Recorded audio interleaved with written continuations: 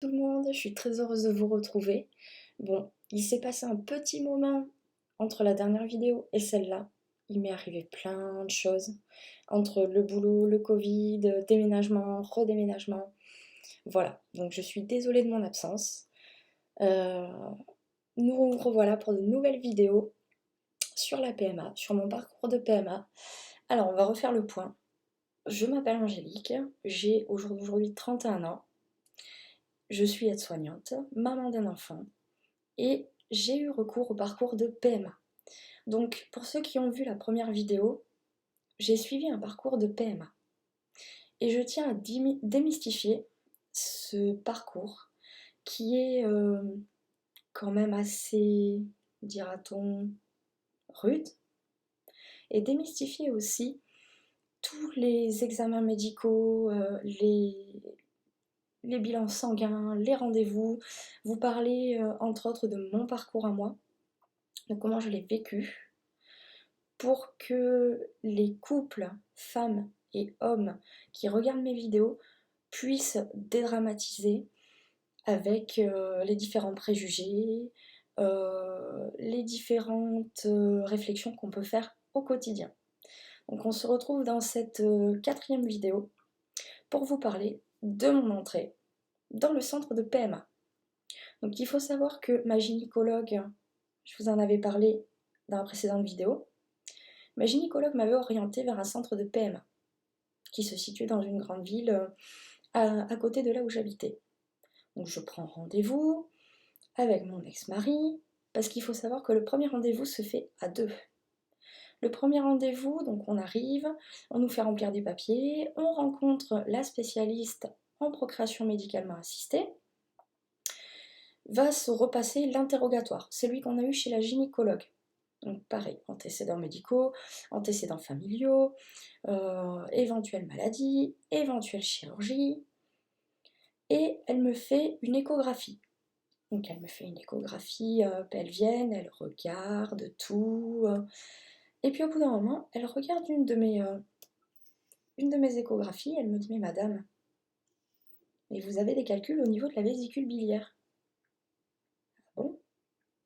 Donc elle me dit: écoutez, avant de commencer le parcours de PMA, il faut vous faire opérer, parce que comme il va y avoir une stimulation ovarienne, donc on va vous injecter des hormones dans le corps, ces hormones peuvent faire que les calculs vont grossir, grossir, grossir, grossir, et du coup se retrouver avec la vésicule biliaire complètement enflammée.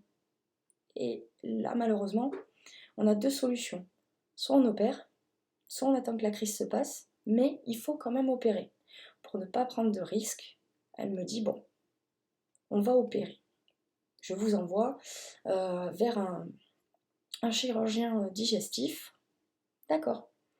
Et puis elle regarde les résultats de ma salpingographie. Elle me dit: mais vos trompes sont bouchées. Alors je crois que c'était 60% d'un côté et 40% de l'autre. Donc elle me dit pareil: avant de pouvoir vous opérer, on va essayer de vous déboucher les trompes.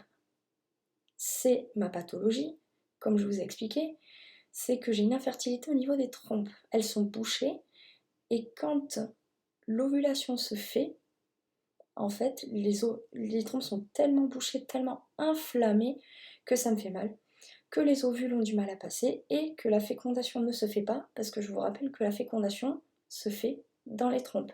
Et ensuite, ça va venir migrer et ça va venir se mettre dans l'utérus. Voilà. Donc elle me fait une échographie, comme je vous disais, elle regarde, bon. Elle me dit: écoutez, il faut que vous preniez rendez-vous avec un médecin anesthésiste aussi. Donc on lui explique qu'on n'est pas de la ville, on est de la campagne, qu'on ne peut pas se permettre de revenir 3 fois parce qu'il fallait voir donc un obstétricien, un chirurgien digestif et un anesthésiste, et préparer l'intervention. Donc très gentille, devant nous, elle appelle les anesthésistes, elle appelle le chirurgien digestif, elle appelle le cabinet de l'obstétricien. Donc elle me dit: écoutez, j'ai fait ce que j'ai pu, allez-y de suite, et puis comme ça on règle tout dans la journée, et c'est fait. Génial, juste génial. Bon, entre-temps, on continue à parler. Elle regarde tout, les bilans, donc les bilans d'analyse que je vous disais, le fameux bilan à 5 000 €. Elle le regarde, elle regarde le spermogramme de mon ex-mari, elle regarde vraiment tous les examens que j'ai pu faire. Et elle me regarde, elle me dit, mais madame, vous allez pouvoir avoir un enfant. Et là, je m'effondre. Je pleure, je pleure, je pleure, je pleure. Parce que c'était la première fois qu'on me disait, mais madame, vous allez pouvoir avoir un enfant. Le diagnostic n'allait pas de mal en pire, comme je pouvais l'avoir vécu avec ma gynécologue à l'époque. Donc là, je vous raconte même pas. Oh, j'ai pleuré toute la journée.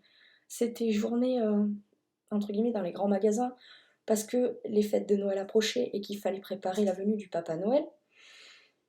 Et j'arrêtais pas de pleurer, j'arrêtais pas. Donc bon, sortie de son cabinet, on nous fait remplir un papier, une demande de prise en charge à 100%, parce qu'il faut savoir que quand on rentre dans un parcours de PMA, on fait partie du centre de PMA en lui-même. Et c'est considéré un peu, pas comme une maladie, attention, mais il faut que ça soit pris en charge à 100% pour que le processus se fasse et que, entre guillemets, vous n'ayez rien à payer. Il faut savoir qu'une fécondation in vitro, si vous décidez de la payer, je crois que c'est aux alentours des 4 000 €. Donc bon, voilà, il vaut mieux être pris en charge. En plus, vous risquez d'avoir aussi pas mal d'examens. Dans la suite de la procédure, vous aurez des consultations, vous aurez des bilans. Donc il vaut mieux être pris en charge. Donc on fait nos papiers, on envoie tout ça à nos caisses de cotisation, à nos mutuelles, et nous voilà partis chez le chirurgien digestif. On y va, il regarde, il me dit oui, bon, il n'y a pas de problème, on va vous opérer.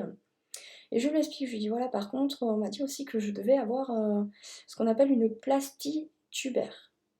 Une plastie tubaire, en fait, c'est une intervention au niveau des trompes de Fallope. Et cette plastie-là, en fait, devait servir à déboucher les trompes pour continuer dans le parcours de PMA. Donc le chirurgien digestif me dit bah écoutez, ce qu'on peut faire, on fait 2 en 1. Je vous opère de la vésicule biliaire, et ensuite mon confrère vous opère des trompes. Parfait, j'ai envie de vous dire parfait. Donc on fait ça, je vais chez l'obstétricien, l'obstétricien me voit, et puis il regarde mes examens, et puis il me dit mais vous n'avez pas d'enfant? Je lui dis si, j'ai un enfant. Et là il me regarde, il me dit mais comment ça se fait? On dirait un bébé miracle. Parce que je suis tombée enceinte et sous pilule.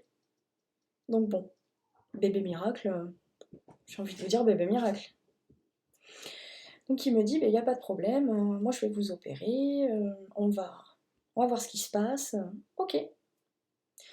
On va chez les anesthésistes, donc pareil, on nous repose les questions sur les antécédents, tout ça. Voilà, les anesthésistes ont besoin d'énormément d'informations pour pouvoir décider de votre prise en charge au bloc opératoire. C'est assez compliqué, je ne pourrais pas vous l'expliquer dans cette vidéo.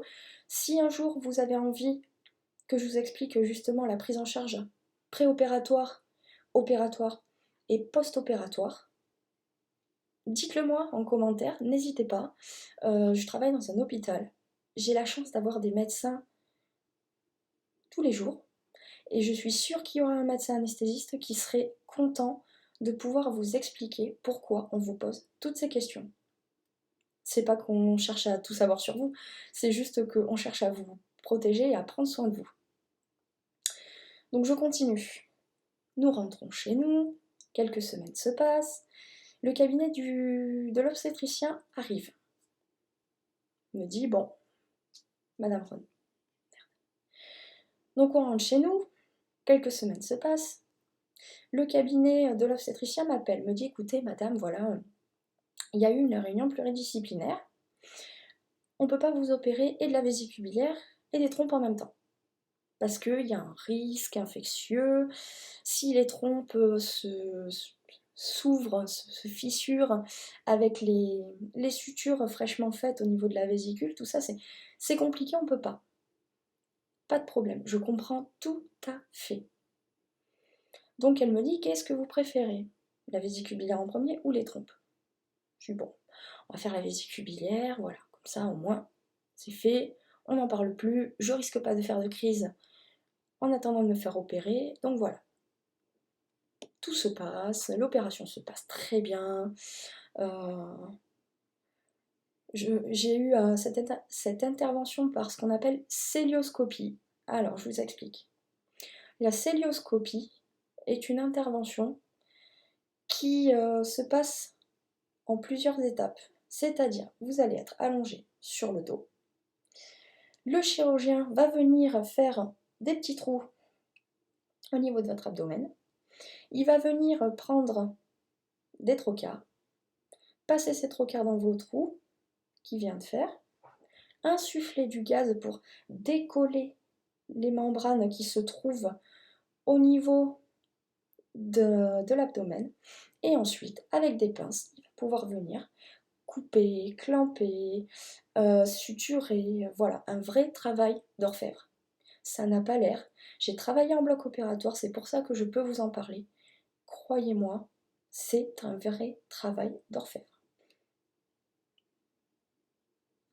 Donc voilà, donc tout se passe, mon opération se passe, le post-op, donc le post-opératoire, c'est-à-dire la période où vous venez d'être opéré, est un petit peu douloureux parce que les gaz qui sont stockés, parce qu'il faut savoir que les gaz partent, mais en partie, les gaz qui sont stockés remontent vers vos épaules et vous avez très très mal aux épaules. En soi, c'est pas grave, mais ça peut faire très mal. Donc si j'ai un conseil à vous donner, n'hésitez pas, appelez les infirmières, dites-leur que vous avez mal, ne restez pas avec votre douleur. En France, on a une prise en charge de la douleur qui est exceptionnelle. Surtout, n'hésitez pas. Voilà, c'était la première partie de cette vidéo. Dans la deuxième partie, je vais vous parler de ma deuxième intervention, donc ma plastie tubaire.